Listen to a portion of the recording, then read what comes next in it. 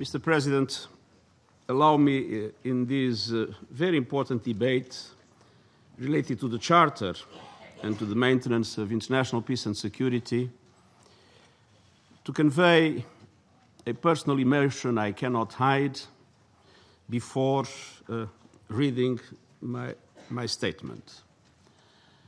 I am deeply saddened by the terrible suffering of the civilian population in Eastern Ghouta, 400,000 people that live in hell on earth.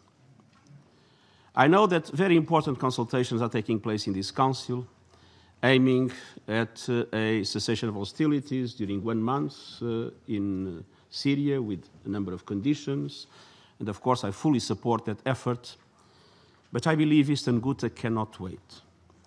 And so my appeal to all those involved is for an immediate suspension of all war activities in Eastern Ghouta, allowing for humanitarian aid to reach all those in need, allowing for the evacuation of an estimated 700 people that need urgent treatment that cannot be provided there, and creating also the possibility for the other civilians to be effectively treated in the site.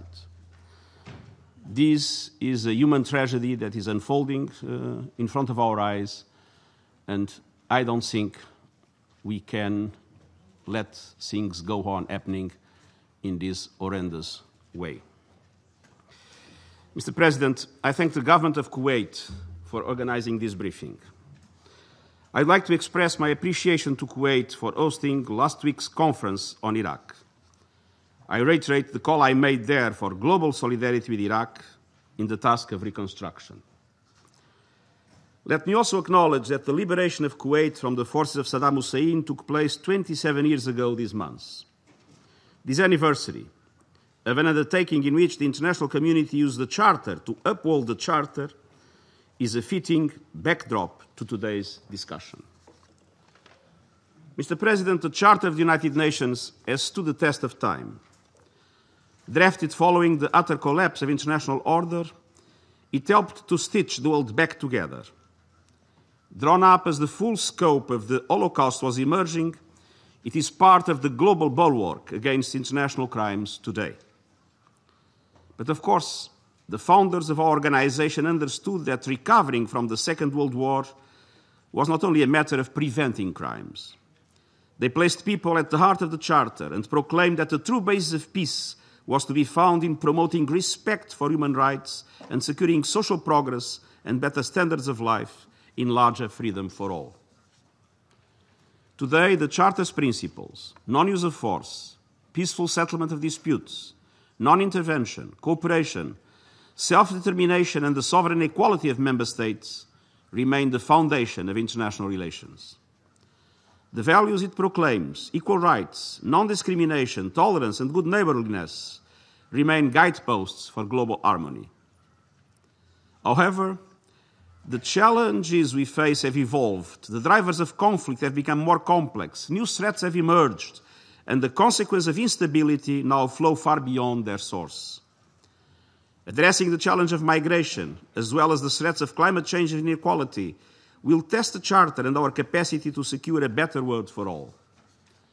So, while the Charter's principles are as relevant as ever, we must continue to update its tools. We must use those tools with greater determination, and we must go back to the Charter's roots for inspiration as we strive to deliver for we, the peoples. Mr. President, that work starts with prevention. As I said to this Council at the beginning of my mandate, the international community spends far more time and resources responding to crises than in preventing them. We have to rebalance our approach to international peace and security. Our goal must be to do everything we can to help countries avert the outbreak of crises that take a high toll on humanity. And this vision extends beyond wars and conflicts to natural disasters, fragility, and other kinds of stress. Our commitment must be to all human rights, civil, political, economic, social and cultural, and to eliminate discrimination based on gender, religion, race, nationality, or other status. Across this work, we must recognize the great power of women's participation, which makes peace agreements sturdier, societies more resilient, and economies more vigorous. Preventing crises is primarily the responsibility of member states. Chapter 6 of the Charter describes the tools that are available to them for that purpose: negotiation, inquiry, mediation, conciliation, arbitration, judicial settlement, and other peaceful measures and means. And the United Nations is there to offer support to states in resolving their disputes and preventing the emergence of crises. The International Court of Justice is the principal judicial organ of the United Nations. I encourage member states to accept the compulsory jurisdiction of the court and to make greater use of the court and of other international courts and tribunals to help settle and avoid the escalation of their disputes. The UN's prevention efforts in Gambia, Guinea and Burkina Faso over the past several years, always taken in coordination with and often in direct support of the activities of the African Union and the Economic Community of West African States, highlight the conditions under which these efforts are most successful. The role played in those contexts by the UN Office for West Africa and the Sahel underscores the value of UN regional political presences, and in other contexts, thus the work of the United Nations Office for Central Africa and the United Nations Regional Center for Preventive Diplomacy for Central Asia. Mediation is among the paths suggested by Chapter 6. In recent weeks, a new high-level mediation advisory board undertook its first initiative. We have planned a number of other missions with the agreement of the countries concerned to member states facing stability challenges. My own good offices are available to you at all times to help prevent, manage, or resolve conflicts. And of course, the Charter confers upon the Security Council powers and responsibilities in the field of conflict prevention. At this time, it is especially urgent for the Security Council to uphold its responsibility to bring about a political settlement on Syria in accordance with Resolution 2254 under UN auspices. Sustaining peace is a key part of prevention. My report on sustaining peace is now before the entire membership, and I look forward to taking forward its proposals.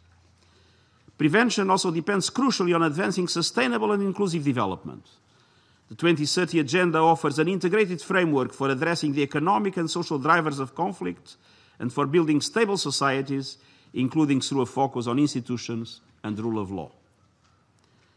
Mr. President, the word peacekeeping does not appear in the Charter, but this flagship UN activity is firmly rooted in the Charter's ideals and demonstrates the Charter's flexibility. Peacekeeping has a solid record of service, sacrifice and success, and it has ably served as a tool to assist in the peaceful settlement of disputes, as well as to achieve more robust objectives. However, today peacekeeping faces major challenges. Often, peacekeepers are deployed indefinitely on dangerous environments where there is little peace to keep, where there are no political solutions in sight, and where there are multiple armed groups and where casualties are rising sharply from attacks on peacekeepers. For these and other reasons, the United Nations ends up serving as a crisis babysitter or focus on simple containment, and this is simply not sustainable. A detailed plan of action to enhance the safety and security of peacekeepers is being implemented by the Department of Peacekeeping Operations and our missions. And the Department is also carrying out a series of strategic reviews under the guidance of the Security Council. There is no one-size-fits-all operation. Our aim is to refocus peacekeeping with realistic expectations, with well-structured, well-supported and well-equipped forces, and with the support we need from host countries. We look to the Security Council to provide clear and focused mandates, and we call for greater engagement from all member states in providing personnel as well as political, material and financial backing. At the same time, peacekeeping is not the solution for all crisis situations.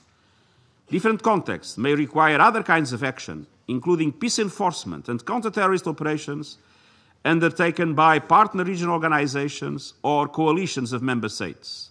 But here too, clear Security Council mandates and predictable and adequate funding will be critical. Mr. President, today we have the highest number of UN sanctions regimes in the history of the organization.